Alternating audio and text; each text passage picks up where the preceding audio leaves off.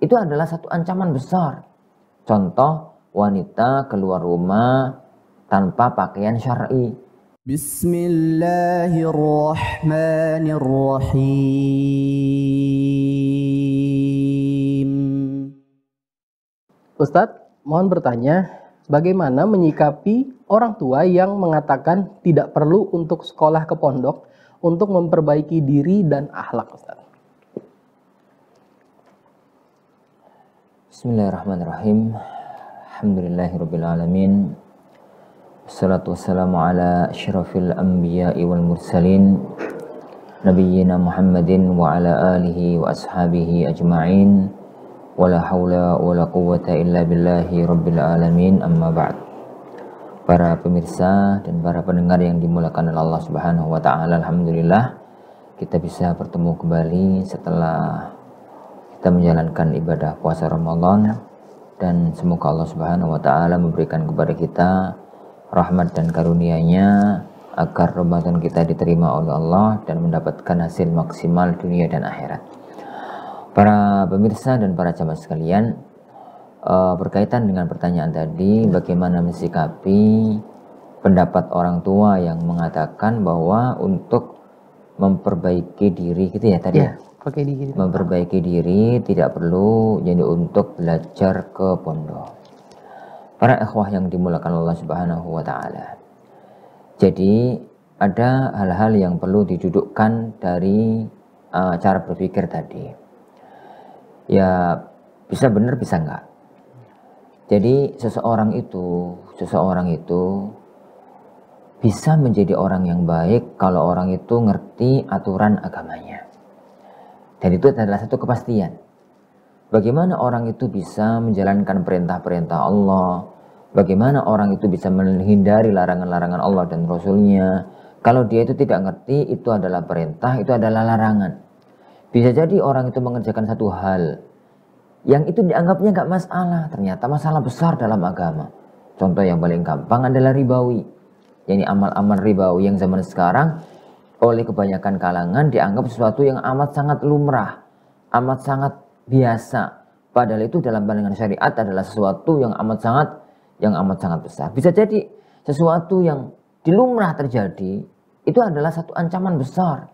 Contoh, wanita keluar rumah tanpa pakaian syar'i. Itu kan di sebagian kalangan, di sebagian tempat hal yang amat sangat lumrah. Tapi Rasulullah SAW mengatakan, sinfani min ahlin nari lam arahuma. Aku ada dua kelompok dari umatku ini yang belum pernah, yani aku lihat. Dua kelompok yang akan menjadi penduduk neraka. Salah satunya di antara sabda Rasulullah SAW, nisaun kasiyatun ariyatun ma'ilatun mumilat ru'usuhunna ka'asnimatil bukhtil ma'ilah. La yadkhuluna al-jannah wa la yajidna rihaha wa inna rihaha la yujadu min masirati kadza wa kadza. Wanita yang pakaian tapi telanjang, pakaian tapi enggak nutup aurat. Yani pakaian tapi enggak nutup aurat, dan dia itu lenggak-lenggok ini itu kata Rasulullah SAW, mereka tidak akan mencium baunya surga, padahal baunya surga tercium dari jarak yang amat sangat jauh. Bagaimana kadang-kadang orang itu karena tidak mengetahui masalah agama, akhirnya dia itu menerjang meninggalkan kewajiban tanpa tahu kalau itu adalah sebuah kewajiban. Jadi kaitan antara perbaikan diri, kaitan antara akhlak yang baik, kaitan antara kebaikan seorang dengan ilmu agama itu adalah kaitan yang tidak dapat terpisahkan. Itu titik yang pertama harus dipahami. Masalah berikutnya, setelah ini dipahami dengan baik, tinggal masalah bagaimana seseorang itu mengetahui ajaran agamanya. Kalau ini, ya saya pertegas, tidak harus di pesantren. Pesantren itu salah satu di antara wadah untuk seorang muslim, anak muslim itu bisa belajar ilmu agama dengan baik. Ini bisa belajar ilmu ini agama dengan baik. Tapi nggak mesti kalau di pesantren. Tapi ingat, belajar agama itu bukan kayak belajar ilmu yang lain. Bukan kayak belajar matematika, bukan kayak belajar IPA, bukan kayak belajar ilmu yang lain. Pokoknya ngerti, pokoknya paham, pokoknya pinter, selesai. Bukan di situ.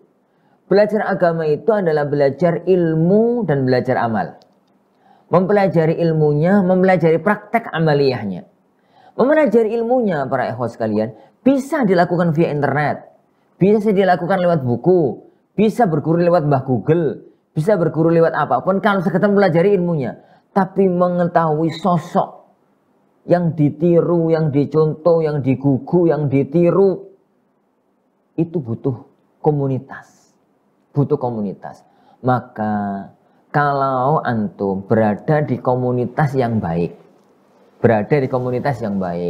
tonggoni kenal agama dengan bagus, masjidnya semarak, macam-macamnya, lah tanpa mondok insya Allah akhlak terjaga.